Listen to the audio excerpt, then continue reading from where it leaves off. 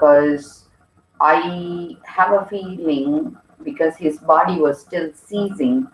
If you see the split hemoglobin to have a yellowish discoloration of his death is when, because still he was seizing. He might have been brain dead. I'm not saying he is not dead, but they could have procured his organs to sell rather than store, and he might have been still alive when he was in the postmortem or mortuary, and the exact time of death would have been when his girlfriend puts his hand on his body to make sure he's not still seizing anymore, because the muscles were still twitching.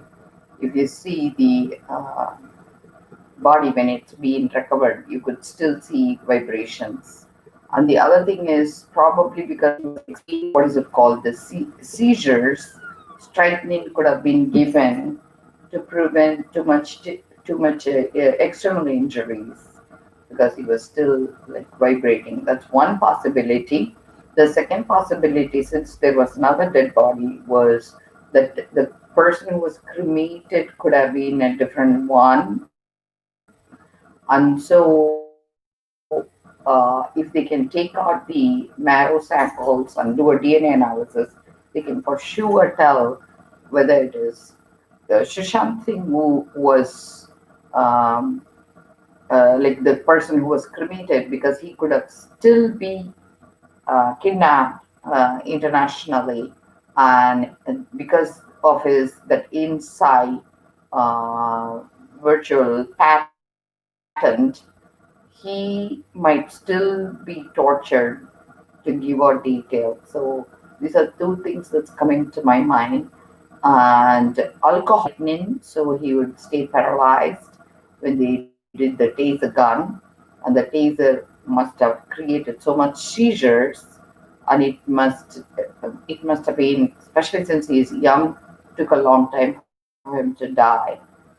So the time of death could have been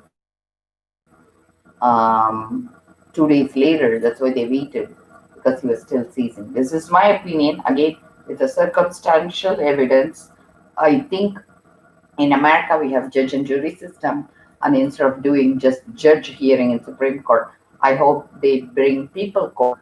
People also become part of the panel when they do the judgment, and in future I hope they truly have a people on um, with circumstantial knowledge, and people who have judicial knowledge engaged together, like criminal system in America, where the judicial process is much advanced, rather than just using one or two powerful people who can manipulate and make the judgment. And this is my sincere wish, and I hope the Indian legal system gets revamped because of this. And I hope whatever contributions I made would be helpful for Indian community.